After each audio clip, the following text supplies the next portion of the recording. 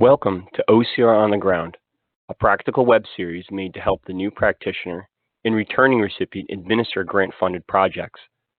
Today, we'll discuss federal single audit requirements for the Community Development Block Grant, CDBG, Home Investment Partnerships, HOME, and Neighborhood Stabilization, or NSP programs.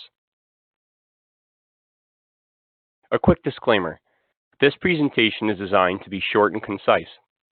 It does not cover every aspect of the topic discussed. For that reason, we recommend that you check out the Grant Administration Manual or Administrative Plan at the link above.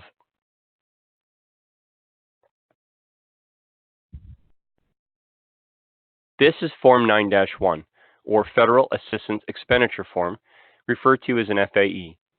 You must complete and submit this form to the OCR within 60 days of the end of your entity's fiscal year, and it must continue to be submitted annually as long as there's funds available for expenditure with our office. This form is designed to help you determine whether or not you're required to conduct and then submit a single audit of federal programs. The form and instructions can be downloaded from the OCR website at the address on the slide. This link will bring you to both the Community Development Block Grant and Home Program websites. The form is available on either site.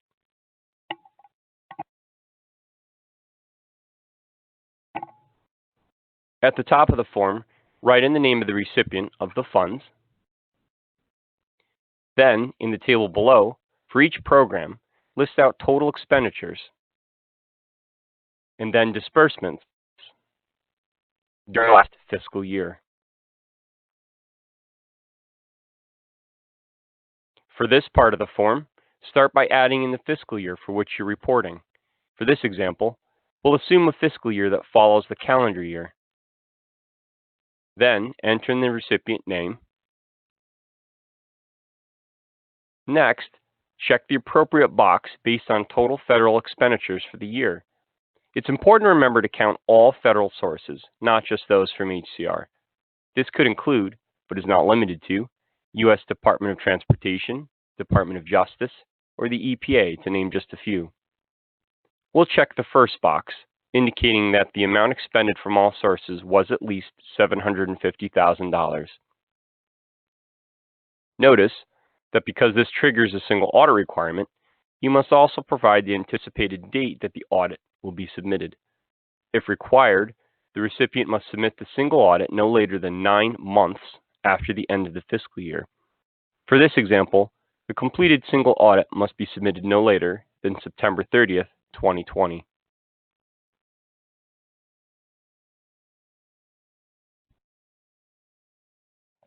The remainder of the form provides space for certifications and contact information. Both the Chief Fiscal Officer and Chief Elected Official or Chief Executive Officer must sign and date, and then provide title and phone number. There will be cases where only one person is listed for both roles. Finally, the bottom of the form is for internal purposes only. Once the form is complete, please submit to ocraudit@nyshcr.org.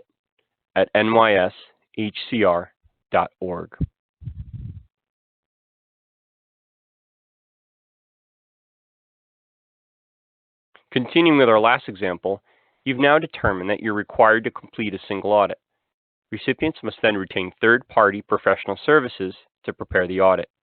Once complete, it must be sent electronically to OCR at ocraudit@nyshcr.org.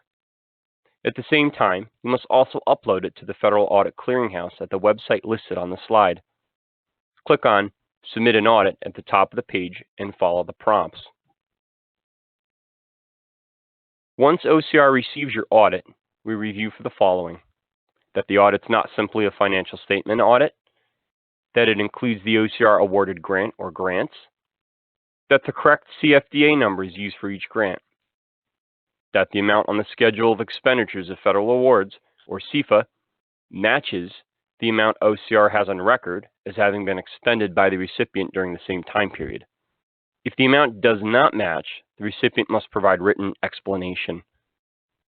That the information presented in the audit meets the requirements for the audit as per 2 CFR Part 200. and then to see whether the auditor identified any findings relevant to federal programs. Now a quick word about the Schedule of Expenditure of Federal Awards, or SEFA. As mentioned on the last slide, OCR will review the audit, and particularly the SEFA, for completeness and to see that it matches our records. The example shown on the slide demonstrates what a typical SEFA might look like within the audit. The name of the entity will be listed at the top. We then expect to see that all information across the row has been filled in for each source. For OCR programs, you or your auditor would list the CFDA or Catalog of Federal Domestic Assistance number in the first column, and that's based on your program. For home and CDBG programs, the CFDA number will always match those on the slide. The next column provides the grant or contract number. This is also known as the pass-through number. The Expenditure to Subrecipients column may be included, and this captures all subgrants made, as well as any payments to vendors made in the reporting period. The final column shows the amount of expenditures. Note that there may be times that the total amount received from OCR may not match expenditures to subrecipients. This reflects instances where funds have been released in one fiscal year but not paid until the following year. Lastly, part of OCR's review will include looking at the summary section of the audit to see if any issues were identified related to the expenditure of federal funds. In particular, we look to see whether there were any material weaknesses, question costs, or whether OCR programs were identified as high risk. If the audit contains findings relevant to OCR programs, recipients must also submit a corrective action plan where the audit will be rejected and funds suspended. It's important to remember that OCR does have a process in place to suspend grant funds for recipients that are delinquent with audit submissions, and for those that submit incomplete or incorrect audits and corrective action plans. For this reason, it's critical to observe all relevant deadlines and check all submissions for accuracy. As a courtesy, OCR will provide reminder letters for submission of FAEs and audits throughout the life cycle of your contract.